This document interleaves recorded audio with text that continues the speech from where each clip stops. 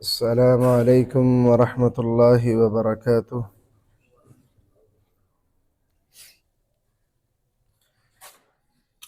إن الحمد لله نحمده ونستعينه ونستغفره ونعوذ بالله من شرور أنفسنا ومن سيئات أعمالنا. من يهده الله فلا مضل له ومن يضلل فلا هادي له. وأشهد أن لا إله إلا الله وحده لا شريك له. وأشهد أن محمدا عبده ورسوله. اللهم صل على محمد وعلى آل محمد كما صليت على إبراهيم وعلى آل إبراهيم إنك حميد مجيد. اللهم بارك على محمد وعلى آل محمد كما باركت على إبراهيم وعلى آل إبراهيم إنك حميد مجيد. أعوذ بالله السميع العليم من الشيطان الرجيم من همزه ونفخه ونفثه. بسم الله الرحمن الرحيم. يا أيها الناس اتقوا ربكم الذي خلقكم من نفس واحدة وخلق منها زوجها وبث منهما رجالا كثيرا ونساء. واتقوا الله الذي تساءلون به والأرحام إن الله كان عليكم رقيبا. يا أيها الذين آمنوا اتقوا الله حق تقاته ولا تموتن إلا وأنتم مسلمون. يا أيها الذين آمنوا اتقوا الله وقولوا قولا سديدا يصلح لكم أعمالكم ويغفر لكم ذنوبكم ومن يطع الله ورسوله فقد فاز فوزا عظيما. أما بعد فإن خير الحديث كتاب الله وخير الهدي هدي محمد صلى الله عليه وسلم وشر الأمور محدثاتها وكل محدثة بدعة وكل بدعة ضلالة وكل ضلالة في النار. قال الله تعالى في القرآن المجيد: وأحل الله البيع وحرم الربا. اور اللہ نے تجارت کو حلال کیا ہے اور سود کو حرام. محترم بھائیو، پچھلا خطبہ خرید و فروخت کے ان ذرائع کے حوالے سے تھا کہ جو حرام تھے، جنہیں اختیار کرنا جائز نہیں تھا. اسی سلسلے میں آج کا خطبہ بھی ہے کہ خرید و فروخت کا وہ معاملہ کہ جو سود پر مبنی ہو، یہ بھی جائز نہیں ہے. آج کے خطبے میں سود کی مختلف شکلیں نہیں بیان کی جائیں گی، صرف سود کی قباحت بیان کی جائے گی. اور اگلا خطبہ انشاءاللہ جو ہمارے معاشرے میں سود اور مختلف شکلوں میں موجود ہے کاروباری خرید و فروخت کے معاملات میں، انشاءاللہ وہ بیان کیے جائیں گے.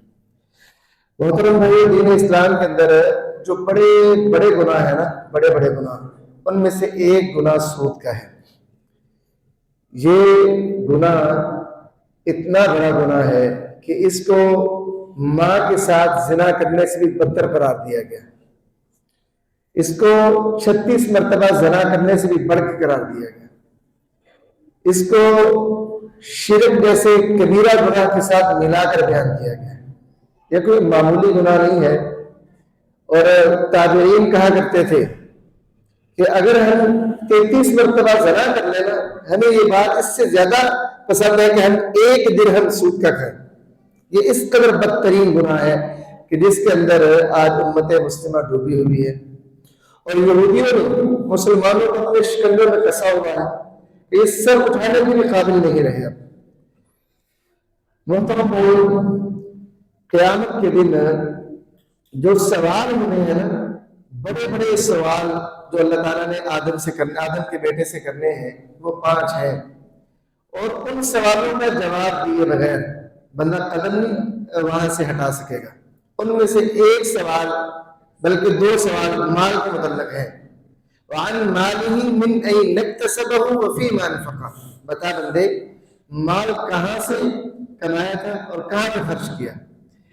یہ جو حدیث ہے ہمیں اس بات پر ابھارتی ہے کہ ہمارا ذریعہ آمدن وہ حلال ہو، حرام کا نہ ہو، کیونکہ ہم نے جواب دینا ہے اس بات کا رب العالمین کو، اللہ میں نے یہ مال اس طریقے سے ایسے حاصل کیا تھا اور میرا ذریعہ آمدن حلال کا تھا، اللہ ان تمام ذرائع کو میں نے چھوڑ دیا تھا جن سے تو نے منع کیا تھا۔ اور جب ہر مسلمان اس سود کی اس بری عادت میں ملوث ہو تو ذرا سوچو کہ اللہ کے ہاں کیا جواب دیں گے کہ اللہ ہم نے مال سود کے ذریعے کمایا یا سود پر خرچ کیا۔ دیکھو جو سود دیتا ہے وہ مال حاصل کرتا ہے، اس کی کمائی کا ذریعہ سود ہے، اور جو سود دے رہا ہے وہ مال کا خرچ سود پر کر رہا ہے۔ اللہ نے 2 سوال پوچھتے ہیں، خرچ کہاں کیا اور حاصل کیسے کیا۔ تو دونوں سوالوں میں جو دینے والا سود ہے دینے والا وہ بھی پھنسے گا، اور جو سود لے رہا ہے وہ بھی پھنسے گا۔ اس لیے ہر بندے کو سود کے معاملے میں بڑا محتاط ہونا چاہیے۔ محترم بھائیو، سب سے پہلی بات تو یہ ہے کہ یہ سود مشرکوں کا عمل ہے اور یہودیوں کا عمل ہے، اور مسلمانوں کو یہود و نصارہ اور مشرکین کی مشابہت سے منع کیا گیا، بلکہ اس حد تک کہا گیا کہ من تشبہ بقوم فہو منہم، جس نے کسی قوم سے مشابہت اختیار کر لی تو وہ انہی میں سے ہے۔ تو سود کو قرآن مجید میں یہودیوں کا طریقہ قرار دیا گیا ہے۔ تو جب بندہ اسلام کے طریقے کو چھوڑ دے اور یہودیوں کے طریقے کو اپنا لے تو ظاہر سی بات ہے کہ انجام کار بھی تو یہودیوں جیسا ہوگا نا۔ اللہ تعالیٰ قرآن مجید میں فرماتے ہیں فَبِظُلْمٍ مِّنَ الَّذِينَ هَادُوا حَرَّمْنَا عَلَيْهِمْ طَيِّبَاتٍ أُحِلَّتْ لَهُمْ وَبِصَدِّهِمْ عَنْ سَبِيلِ اللَّهِ كَثِيرًا وَأَخْذِهِمُ الرِّبَا وَقَدْ نُهُوا عَنْهُ وَأَكْلِهِمْ أَمْوَالَ النَّاسِ بِالْبَاطِلِ، اور اس یہودیوں کے ظلم کی وجہ سے ان پر کئی حلال چیزیں اللہ نے حرام کر دی، ان کے ظلم کی وجہ سے، اور ان کے اس بات کی وجہ سے اللہ نے ان پر حلال چیزیں حرام کر دی کہ وہ اللہ کے راستے سے لوگوں کو بہت زیادہ روکتے تھے، اور اس وجہ سے بھی اللہ نے ان پر حلال چیزیں حرام کی کہ وہ سود کھاتے تھے، حالانکہ انہیں اس سے منع کر دیا گیا تھا کہ سود نہیں کھانا۔ تو یہ اللہ تعالیٰ نے یہودیوں پر حلال چیزوں کے حرام ہونے کی ایک وجہ بتائی ہے سود کا کھانا۔ اچھا، ایک تو یہ ہے کہ بندہ سود کھائے تو حلال چیزیں بندے میں حرام ہو جاتی ہے، ایک تو اس کا مطلب یہ ہے کہ اللہ تعالیٰ نے ان پر ویسے حرام کر دی تھی، حلال جانور کی چربی بھی ان پہ حرام ہو گئی تھی، اور اس طرح کی پکیزہ چیزیں وہ نہیں کھا سکتے تھے یہودی اس جرم کی وجہ سے۔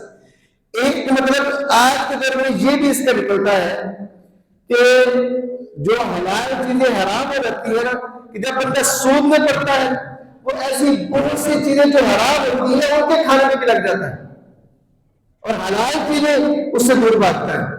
یہ سود کی ایک قباحت ہے کہ جو بندہ سودی معاملات کے اندر پھنسا ہوتا ہے وہ حلال سے دور ہوتے رہتا ہے اور حرام اشیاء کے قریب ہوتا رہتا ہے۔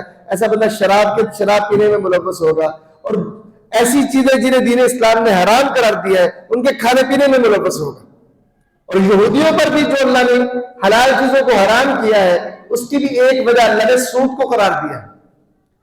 اور اسی طرح جو مشرک تھے یہ بھی سود کا بڑا لین دین کرتے تھے، تو فتح مکہ والے دن رسول کریم صلی اللہ علیہ وسلم نے یہ اعلان کیا، فرمایا الا کل شیء من امر الجاہلیہ تحت قدمی موضوع، خبردار لوگوں سن لو، ہر وہ چیز جو جاہلیت والی ہے آج میرے قدموں تلے رون دی گئی ہے، وَرِبَ الْجَاهِلِيَّةِ مَوْضُوعٌ، اور جو جاہلیت کا سود ہے یہ بھی میرے قدموں تلے رون دیا گیا ہے، وَأَوَّلُ رِبًا أَزَعُ رِبَانَا رِبَا عباس بن عبد المطلب، اور سب سے پہلا سود جسے میں ختم کرتا ہوں وہ میرے چچا عباس بن عبد المطلب کا سود ہے، وہ آج سے ختم ہے اور آئندہ سے کسی مسلمان کے لیے سود کا لین دین جائز نہیں ہے۔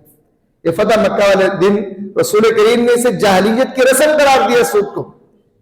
تو اب جو بندہ مسلمان اسلام قبول کرے دین اسلام کو مانے، قرآن کو اپنی کتاب مانے، رسول اللہ کے فرمان کو اپنا لائحہ عمل مانے، اور اس کے بعد پھر جاہلیت کا طریقہ اختیار کرے، یہودیوں کا طرز عمل اختیار کرے، ایسا بندہ تو سراسر یہ کہہ رہا ہے کہ قرآن کی کئی باتوں کے ساتھ مجھے اتفاق نہیں ہے، رسول کریم کے فرامین میرے لیے واضح لائحہ عمل نہیں ہے، بلکہ ان میں کچھ کمی تھی، اس لیے میں نے جاہلیت کے طریقے کو اپنایا۔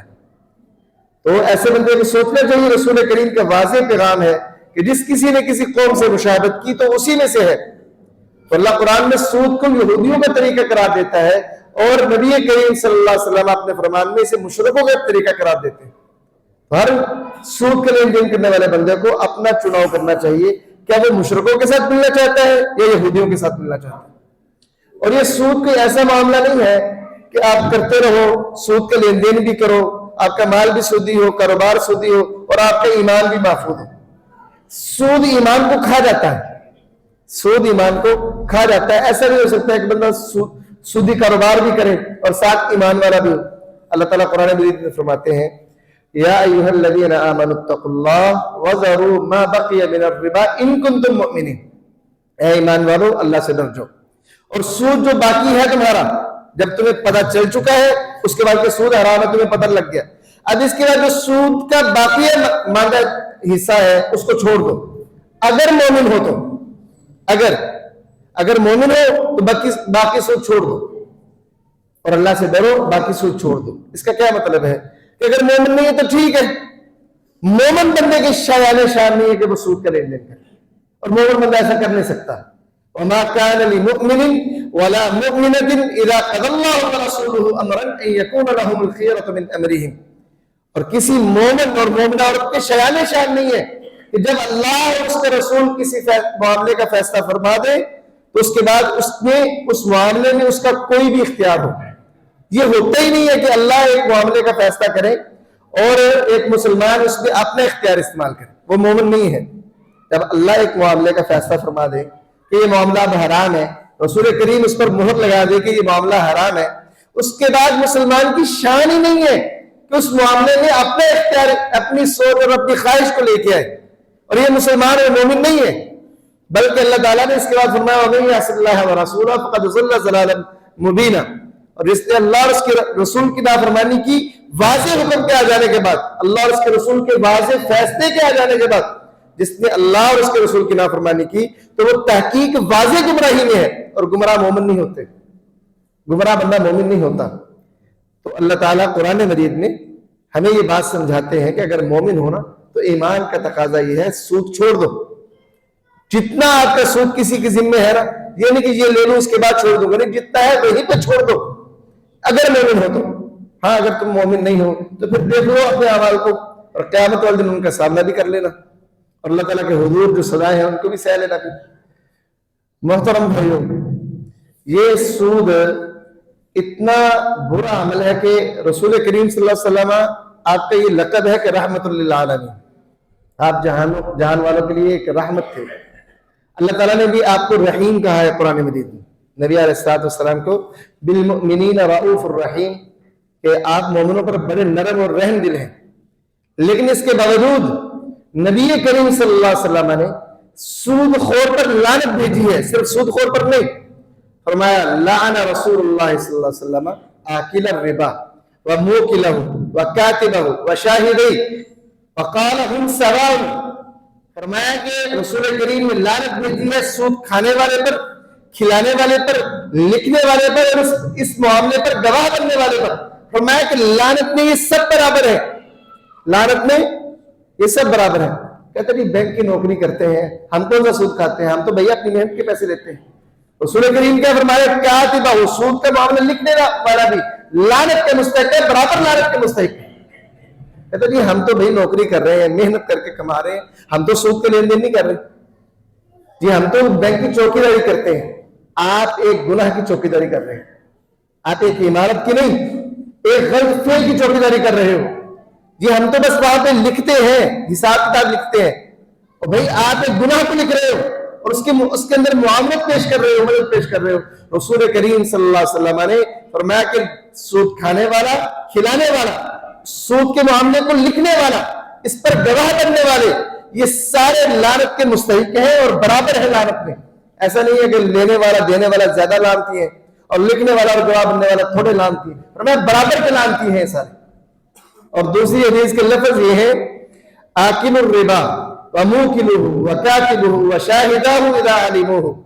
فرمایا کہ اس سود کو کھانے والا، کھلانے والا، اس کو لکھنے والا اور اس کے دو گواہ، جب کہ وہ دو گواہ جانتے ہو کہ یہ معاملہ سودی ہے، جب کہ جانتے ہو. اگر لا علم ہے اس معاملے کی حقیقت سے تو الگ بات ہے. اگر وہ علم ہے انہیں کہ یہ سودی معاملہ ہے، اگر اس کے بعد بھی وہ یہ معاملہ کرتے ہیں، کھانے والا، کھلانے والا، لکھنے والا اور دو گواہ، ملعونون علی لسان محمد صلی اللہ علیہ وسلم یوم القیامہ، کہ یہ لعنتی ہے رسول کریم کی زبان کے ذریعے سے قیامت والے دن بھی. ایک ہے دنیا کے اندر لعنت، اور یہ جو لعنت ہے سود خور پر، یہ لعنت قیامت کے دن تک رہے گی. قیامت کے دن بھی اس پر رسول کریم کی لعنت ہوگی. اور اس دن تو ہر مسلمان بلکہ پوری انسانیت سفارش ڈھونڈتی پھرے گی، کبھی جناب آدم کے پاس، کبھی جناب نوح کے پاس، کبھی جناب ابراہیم کے پاس. ہر بندہ سفارش ڈھونڈے گا، کوئی نہ کوئی سفارش ملے. اور وہ سود خور جس پر رسول کریم نے لعنت بھیجی ہے، وہ کس منہ سے سفارش کے لیے جائے گا؟ اس پر تو رسول کریم نے خود لعنت بھیجی ہے کہ یہ لعنتی بندہ ہے. تو اس لیے محترم بھائیو، اس سود کا معاملہ دنیا کی تھوڑی سی چدراہٹ، تھوڑا سا دنیا کا مال، اس کی خاطر اتنا بڑا یہ جو سٹیٹس ہے، برا سٹیٹس کہ رسول کریم کی لعنت کے بندہ مستحق بن جائے، میرا خیال ہے کہ یہ بہت زیادہ گھاٹے کا سودا ہے. اور ایک مسلمان کبھی ایسا گھٹیا سودا نہیں کر سکتا کہ رسول کریم کی لعنت کو اپنے اوپر لینے. یہ کسی عام بندے کی لعنت نہیں ہے، اس انسان کی لعنت ہے جو افضل البشر ہے، اس انسان کی لعنت ہے جو امام الانبیاء ہے اور اللہ تعالیٰ کا محبوب ہے، خلیل اللہ بھی ہے. جناب ابراہیم کو خلیل اللہ کا لقب ہے، رسول کریم بھی خلیل اللہ ہے. اور آپ نے اس بات کو حدیث میں واضح کیا، اس نبی نے جو آخری نبی ہے اس نے یہ بات کہی ہے ایسا بندہ میری لعنت کا مستحق ہے. اس لیے سود کا معاملہ کسی بھی شرط پر گوارا نہیں کرنا چاہیے. چاہے آپ کو اس کے بدلے میں شاہانہ زندگی ملے، بینک بیلنس ملے اور عروج ملے، آپ کو کسی بھی طرح سے آپ غربت کی زندگی گزار لو، 3 وقت کی بجائے 2 وقت کا کھانا کھا لو، اگر روز سود بدلتے ہو 3 دن بعد بدل لو، برداشت کر لو. مکان اپنا نہیں کرائے پہ رہ لو، یہ برداشت ہے بھائی، مختصر سی زندگی ہے، ختم ہو جانی. لیکن کبھی بھی سود کے ذریعے سے اپنا مال بڑھانے کی مت سوچنا، یہ سوچ ہی غلط ہے. محترم بھائیوں، یہ جو سود کا معاملہ ہے اور سود کا گناہ ہے، یہ احادیث کی روشنی میں یہ اتنا بڑا گناہ ہے کہ نبی کریم صلی اللہ علیہ وسلم نے اس کے بارے میں فرمایا درہم ربن یأکل الرجل وهو یعلم، کہ 1 درہم، اس وقت یہ چھوٹا سکہ جو سب سے ہوتا تھا نا وہ درہم کا ہوتا تھا اور بڑا سکہ دینار کا ہوتا تھا اس وقت کی کرنسی کے اعتبار سے. رمنا 1 درہم چاندی کا سکہ کوئی بندہ کھا لے سود کا اور اس کو وہ جانتا ہو، یہ اس کے لیے 33 زنیہ 33 دفعہ اور ایک حدیث میں 36 مرتبہ زنا کرنے سے زیادہ بدتر ہے. 36 دفعہ زنا کرنے سے زیادہ بدتر ہے سود کا 1 درہم کھا لینا. سود کا 1 درہم. آج ہمارے معاشرے میں کسی کے بارے میں 1 دفعہ پتہ چل جائے نا کس نے زنا کیا ہے، معاشرہ پورا اس کو ایک غلط نگاہ سے دیکھتا ہے کہ یہ بندہ اچھا نہیں ہے، برا بندہ ہے، گندا بندہ ہے معاشرے کا، اسے معاشرے میں رہنے کا حق نہیں ہونا چاہیے. کوئی تشدد کرتا ہے اس پر، کوئی برا بھلا کہتا ہے اسے، کوئی اپنے ساتھ نہیں بٹھاتا اسے جس نے 1 مرتبہ زنا کیا. حدیث رسول کہتی ہے 36 مرتبہ زنا کرنے سے بدتر ہے یہ سود کا 1 درہم کا. اور سود والے لوگوں سے ہم چھپ کے ملتے ہیں، سر السلام، سر کیا حال ہے، ٹھیک ہے، ہم ان کی عزت کرتے ہیں. آج ہمارا معاشرہ سود خور کی عزت کرتا ہے اور وہ زنا کا جرم جو کہ سود سے کئی گنا نیچے ہے اور ہلکا ہے سود سے، اس کے کرنے والے کو آج معاشرہ ایک غلط نگاہ سے دیکھتا ہے اور اس کے لیے کوئی گنجائش نہیں چھوڑتا معاشرہ. حتیٰ کہ کئی لوگ پھر توبہ کے باوجود خودکشی پر مجبور ہو جاتے ہیں. کئی لوگ ان علاقوں کو چھوڑ دیتے ہیں اس بے حیائی کی وجہ سے، یار ہم سے ہو گئی ہے، لیکن لوگ ہمیں جینے نہیں دیتے، علاقوں کو چھوڑ دیتے. لیکن سود خور اپنا سر اٹھا کے معاشرے میں ایک وہ دنیاوی عزت کے طور پر حاصل کر کے جی رہا ہے اور ہم لوگ انہیں پروٹوکول دیتے ہیں. اور افسوس مجھے اس بات پہ ہے کہ ہم مساجد کے لوگ اور مساجد کے انتظام سنبھالنے والے جب ہمیں چندے کی باری آتی ہے نا تو ہم اس بات کو اگنور کر دیتے ہیں کہ یار یہ سودی کام کرتا ہے اور ہم لے لیتے ہیں. یہ آج کا المیہ ہے. یہ دراصل ان کی معاملت کرنا ہے. جو سود کا کام کرتے ہیں نا علماء کو ان سے فنڈ لے لینا, مساجد کو ان سے فنڈ لے لینا, یہ دراصل ان کی حمایت ہے اور ان کے کام کو ٹھیک ہونے کا سرٹیفکیٹ دینا ہے. آج اس بات کی ضرورت ہے کہ مساجد کے لوگ, مدارس کے لوگ اور ایسی ادارے خیراتی جو خیرات پہ چلتے ہیں انہیں یہ اصول بنانا چاہیے کہ سود خور آپ کو لاکھوں کے اربوں بھی دے تو پھر نہیں چاہیے آپ کو 1 روپے دے. آج ان کے بارے میں سخت رویہ اپناؤ گے تو لوگ یہ پھر پا جائیں گے. جب آپ آتے ہو ایک سود خور 1 لاکھ روپے دینے آیا ہے, 5 لاکھ دینے, اسے بٹھاتے ہو, چائے پلاتے ہو, ساتھ کہتے ہو تو وہ بندہ کہتا ٹھیک ہے, کہتے یہ سود کو رام کرنے والے آپ میری عزت کر رہے ہیں, اب کس منہ سے یہ سود لے رہے ہیں. تو آج مساجد میں خاص طور پر انتظامیہ کے حوالے سے سختی کرنی چاہیے اور لکھ کے اگر لگانا ممکن ہے تو لگا دے کہ سود خور ہماری مسجد میں چندہ نہ دے. یہ اللہ کا گھر ہے نا, اللہ چلائے گا اسے, یہ بند نہیں ہونے لگے انشاءاللہ, اللہ باز رکھے گئے. آپ لکھ کے لگا دیں کہ سود خور ہماری مسجد کو چندہ نہ دے, کیونکہ چندہ دے بھی دیا نا سود خور نے, اللہ نے قبول ہی نہیں کرنا. تو یہ کریم صلی اللہ علیہ وسلم نے فرمایا ان اللہ طیب لا یقبل الا طیبا, اللہ پاک ہے صرف پاک مال کو ہی قبول کرتا ہے. اور فرمایا کہ ایک بندہ لمبا سفر کر کے گیا, اس کا کھانا بھی حرام کا, پینا بھی حرام کا, لباس بھی حرام کا, غذا بھی حرام کی, وہ دعا کرتا ہے اے میرے رب, اے میرے رب. نبی کریم نے فرمایا کہ اس کی جب ساری چیزیں ہی حرام ہے فَأَنَّا يُسْتَجَابُ لِذَلِكَ, اس کی دعا کیسے قبول ہوگی؟ سود خور کی عبادت کوئی قبول ہی نہیں ہے, نہ صدقہ قبول ہے, نہ نماز قبول ہے, نہ کوئی اور کام قبول ہے. عبادت قبول ہوتی نہیں اس کی, اور آپ اس کے صدقہ قبول کر رہے ہو. آپ قبول کر رہے ہو ٹھیک ہے, لیکن اللہ قبول نہیں کرتا. آپ قبول کر کے کہاں پہ لگا رہے ہو؟ مساجد میں, جو اللہ کے گھر ہیں, پاکیزہ جگہ ہیں جن کے اندر عام نجاست پھینکنا جائز نہیں ہے. آپ ان جگہوں پر سود خوروں کا پیسہ لگاتے ہو, اللہ کی قسم یہ جائز نہیں ہے. اور نہ ہی سود خور کا پیسہ لینا چاہیے مساجد کے معاملے میں, مدارس کے معاملے میں. یہ پاکیزہ جگہ ہے, صرف یہاں پر پاکیزہ مال رکھنا چاہیے. اور یاد رکھو اس معاملے میں مشرکین مکہ آج کے مولویوں سے بہتر تھے. جب بیت اللہ کی تعمیر کی باری آئی نا, آپ تاریخ کی کوئی کتاب اٹھا کے دیکھو, انہوں نے یہ بات طے کی کہ اس معاملے میں بیت اللہ کی تعمیر میں کسی زانیہ کی اجرت نہیں لگے گی, سود کا پیسہ نہیں لگے گا, اور حرام کا 1 روپے نہیں لگے گا. مشرکین مکہ نے رسول کریم کی نبوت سے چند سال پہلے جب بیت اللہ کو تعمیر کیا ہے, اور رسول کریم اس وقت تھے, تو انہوں نے یہ طے کیا تھا کہ حرام کا پیسہ اس کی تعمیر میں نہیں لگائیں گے, اور انہوں نے تعمیر کیا. یہ جو آج خانہ کعبہ آپ کو نظر آتا ہے, اس کے باہر حتیم ہے, یہ خانہ کعبہ کا حصہ تھا, لیکن ان کے پاس مال کم پڑ گیا, حلال مال, حرام بڑا تھا, حلال کم پڑ گیا, انہوں نے وہ حتیم کی جگہ چھوڑ دی. رسول کریم نے خواہش ظاہر کی تھی کہ عائشہ اگر تیری قوم کے فتنے کا میرے خدشہ نہ ہوتا تو میں حتیم کو خانہ کعبہ میں شامل کر دیتا. مشرکین مکہ نے اس قدر احتیاط کی, لیکن آج کا مسلمان اللہ کا گھر تعمیر کرتے ہوئے کوئی احتیاط نہیں کرتا. اور یہ المیہ ہے ہمارا کہ مشرک ہونے کے باوجود وہ اس بات کا اختیار کرتے کہ بھئی سود کے پیسہ نہیں لگانا اس میں, لیکن آج کا مسلمان اس میں سود کے پیسہ بے دریغ لگاتے ہیں. تمہارا یہ ایک المیہ ہے. تو رسول کریم کے فرمان کے مطابق یہ زنا 36 مرتبہ زنا کرنے سے 72 گناہ ہے. اور اس سے اگلی حدیث میں نبی کریم صلی اللہ علیہ وسلم نے فرمایا کہ الربا 73 بابا, یہ جو سود ہے اس کے 73 دروازے ہیں, 73, اور ان میں سے ایسرھا مثل ان ينكح الرجل امه, اس میں سے جو سب سے نچلا دروازہ ہے نا وہ ایسے ہے جیسے بندہ اپنی ماں سے نکاح کرے. نکاح تو ماں سے جائز نہیں ہے نا, تو مفہوم کیا ہے کہ ماں سے زنا کر لے, یہ سب سے کم درجہ ہے سود کا. جس سود کو آج ہم بڑا معمولی سمجھتے ہیں یہ اس کا کم ترین درجہ ہے.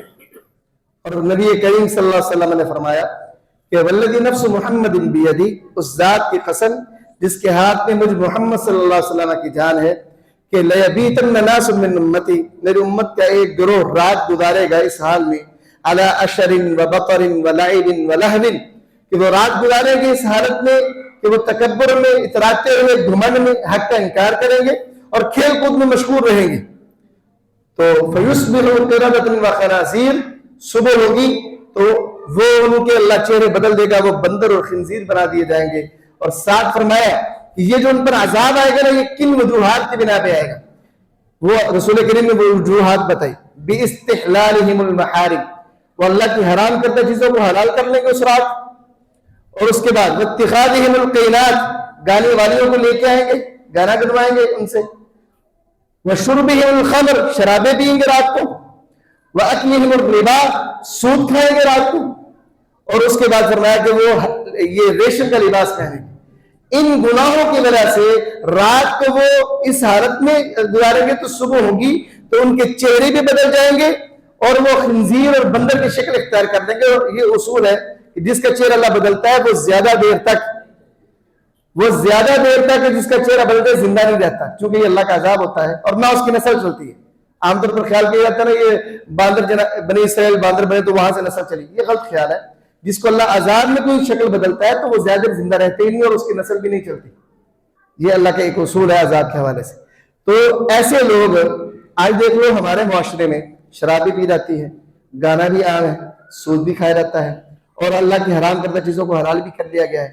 اب اگر اللہ کا عذاب آ جائے تو ہم اس کے مستحق ہیں، ایسا نہیں ہے کہ اللہ ظلم کرے گا اور اللہ ظلم کرتا بھی نہیں، ہم اس کے مستحق بن چکے ہیں ہماری قوم، الا من رحم ربی، مگر سوائے ان کے جن پر اللہ نے رحم کیا ہے۔ بہت سے لوگ ان گناہوں میں ملوث ہیں اور نبی کریم نے فرمایا تھا اذا ظہر الزنا والربا فی قریۃ فقد احلوا بانفسهم عذاب اللہ، کہ جس بستی کے اندر زنا عام ہو جائے، سود عام ہو جائے، وہ بستی والے اپنے اوپر اللہ کے عذاب کو حلال کر لیتے ہیں۔ جس بستی میں زنا اور سود دو گناہ عام ہو جائے وہ بستی والے اپنے اوپر اللہ کے عذاب کو حلال کر لیتے ہیں۔ آج بحثیت معاشرے کے سارے لوگ نہیں، بیچ میں بہت نیکوکار بھی ہیں، معاشرہ بحثیت معاشرہ، ہمارا سارا نظام جو بینکنگ نظام ہے سود پر مشتمل ہے، حتیٰ کہ اسلامی بینکنگ بھی سود پر مشتمل ہے، نام صرف اسلام کا ہے اور مفتیوں نے دین بیچ کر اسے اسلامی بینکنگ کا نام دلوا دیا ہے فتوے دے کر، باقی اسلامی بینکنگ ہے نہیں، ان نام دے دیا گیا ہے۔ اور اس کے بعد زنا ہمارے معاشرے کے اندر اتنا بے تحاشا بڑھ گیا ہے، اتنا بے تحاشا کہ اب تو زنا پر کسی کے کان بھی کھڑے نہیں ہوتے، کسی کے کان کی اب اس کا برا جاننا بھی ختم ہوتا جا رہا ہے ایسا معاشرے میں۔ تو نبی کریم نے دو گناہ زنا اور سود جب کسی معاشرے میں عام ہو جائے اللہ کا عذاب ان پر حلال ہو جاتا ہے، اور ایسی قوم کو منتظر رہنا چاہیے اللہ کے عذاب کا کہ ابھی عذاب اللہ کا آیا، ابھی عذاب اللہ کا ہے۔ محترم بھائیو، یہ جو سود ہے اللہ کا عذاب بندے پہ رکھتا ہے، رسول کریم کی لعنت کا بندہ مستحق بن جاتا ہے، زنا سے بڑا گناہ ہے یہ باتیں ساری الگ ہیں۔ ان سے بڑھ کر جو اس کے اندر خباثت ہے نا وہ یہ ہے کہ یہ انسان کی تقسیم کر دیتا ہے کہ انسان حزب اللہ کے اندر ہے، اللہ کے لشکر کے اندر ہے، کہ حزب الشیطان شیطان کے لشکر میں۔ یہ سود بندے کی صف واضح کر دیتا ہے کہ آپ ہو کس لشکر میں، بندے سے بے یہی رہنا۔ رسول کریم نے فرمایا کہ بندہ زنا کرتا ہے تو اس کا ایمان اس سے اٹھا لیا جاتا ہے، تو جب اس برائی سے ختم ہو جاتی ہے تو ایمان واپس آ جاتا ہے۔ ایمان زنا سے جاتا نہیں ہے، ایمان بندے میں رہتا ہے، اور توبہ کرنے تو ایمان رہے گا۔ لیکن سود جب بندہ لیتا ہے نا، سود کا لین دین کرتا ہے تو اب ایمان ختم ہے، اب اس کی صف بدل گئی ہے۔ عام بندہ گناہ کرے نا، عام بندہ گناہ کرے، صف نہیں بدلتی، صف ایمان والوں کی رہتی ہے۔ جب سود کا گناہ کرے تو صف ہی بدل جاتی ہے اور بندہ دوسری صف میں اللہ کے دشمنوں کی صف میں چلا جاتا ہے۔ اور یہ بات میں نہیں کہتا، اللہ تعالیٰ کا قرآن کہتا ہے، یہ سورہ بقرہ ہے اور غالباً اس کی آیت نمبر 178 ہے غالباً۔ فرمایا اللہ کے الحاکمین نے کہ فَإِن لَمْ تَفْعَلُوا، پھر اگر تم نے ایسا نہ کیا، سود کو نہ چھوڑا، فَأْذَنُوا بِحَرْبٍ مِّنَ اللَّهِ وَرَسُولِهِ، بس تم آگاہ ہو جاؤ، تیار ہو جاؤ اللہ اور اس کے رسول سے ایک جنگ کے لیے، اور اگر تم توبہ کر لو تو تمہارے لیے تمہارے اثر مار ہے۔ اچھا، جنگ کس سے کی جاتی ہے؟ اپنی صف میں موجود لوگوں سے جنگ کی جاتی ہے۔ جب کہ رسول کریم سے کہا گیا کہ اللہ کے رسول یہ منافق ہے، اجازت دیجیے اس کی گردن اتار دو، آپ نے کہا نہیں عمر، لوگ کہیں گے اپنے ساتھیوں کو قتل کرتے ہیں۔ آپ نے منافقوں کو بھی ایک طرح سے ظاہری طور پر صف میں شامل رکھا، منافقوں کو بھی، لیکن سود خور تو واضح مد مقابل صف میں چلا گیا نا، کیونکہ اللہ اور اس کے رسول اس کے خلاف ایران جنگ کر رہے ہیں۔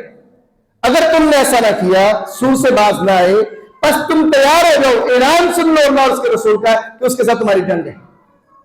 اور جب اللہ اور اس کے رسول سے بندے کی جنگ ہو تو بندہ مسلمان بھی کہلوائے، یہ تو ایک مذاق ہے نا جو وہ اپنے ساتھ کر رہا ہے، اللہ کے ساتھ تو کوئی کر ہی نہیں سکتا، اپنے ساتھ وہ ایک مذاق کر رہا ہے کہ اپنے آپ کو مسلمان بھی سمجھ رہا ہے اور اللہ اور اس کے رسول سے جنگ بھی اس نے لگائی ہوئی ہے۔ تو اس لیے محترم بھائیو، عذاب اللہ کا یہ الگ بات ہے۔ سب سے بڑی ایک مصیبت سود کی جو آتی ہے نا، یہ اللہ اس کے رسول کا بندہ دشمن بن جاتا ہے، اور اللہ اور اس کا رسول اس کا دشمن بن جاتے ہیں۔ یہ عذاب سے بڑی مصیبت ہے، عذاب سے بڑی مصیبت یہ ہے کہ اللہ اور اس کا رسول بندے کا دشمن بن جائے۔ اور میرا خیال یہ ہے کہ کوئی مسلمان یہ اتنا بڑا رسک لینا کبھی گوارا نہیں کرے گا کہ اللہ میرا دشمن بن جائے اور اس کا رسول میرا دشمن بن جائے۔ لیکن آج امت مسلمہ کو پتہ نہیں کیا ہو گیا ہے، وہ ایک کان سے سنتے ہیں اس آیت کو، یہ ہماری بات تو نہیں ہے نا بھائی، قرآن مجید سورۃ البقرہ ہے اور آخر سے 3 رکوع پہلے آپ اس آیت کو پڑھ سکتے ہیں، آپ خود پڑھیں، اللہ تعالیٰ اعلان جنگ کر رہا ہے۔ ہم ایک کان سے سنتے ہیں، دوسرے سے نکال دیتے ہیں، مولوی کے باتوں میں آ کے ہمیں اپنا کاروبار برباد کرنا ہے، اور بھائی آخرت برباد کر رہے ہو، کاروبار تو پھر بن جائے گا، آخرت نہیں بنے گی، ایک دفعہ زندگی چلی گئی تو مولوی کی باتوں میں نہ آؤ، اللہ کی باتوں میں تو آؤ نا۔ اللہ کہتا ہے بھائی جنگ ہے، یہ سود جنگ ہے، ختم کرو اس کو، کیا ہو جائے گا؟ 4 دن جو آپ کے مکان ہے 4 بک جائیں گے، کیا ہو جائے گا؟ کرائے پہ آ رہے ہوگے، کیا ہو جائے گا؟ 3 وقت کا کھانا 2 وقت میں بدل جائے گا، زندگی چلے گی تو صحیح نا۔ وہ بچے جن کے والدین بھی ہوتے یتیم ہوتے پل تو وہ بھی جاتے ہیں نا، کتنی دیر کی زندگی ہے؟ 60 سال 70 سال فوت ہو جانا ہے، کیا اس زندگی کے لیے بھی تیاری کی ہے جو ایک دن ہی 50,000 سالوں کا ہونا ہے؟ اس زندگی کے لیے تو اللہ اور اس کے رسول سے جنگ کی ذمہ داری اٹھا لیتے ہو، اس دن کیا کرو گے؟ تو اس لیے محترم بھائیو، یہ سود ایک بدترین، برا ترین، زنا سے بھی بدتر، بندے کو ایمان سے نکال دینے والا گناہ ہے، اور بندے کو اللہ کے عذاب کا مستحق بنا دینے والا گناہ ہے۔ اس لیے کوشش یہ کرنی چاہیے کہ جس حد تک بندہ اس گناہ سے بچ سکے بچے، اللہ تعالی ہمیں اس گناہ سے بچنے کی توفیق عطا فرمائے۔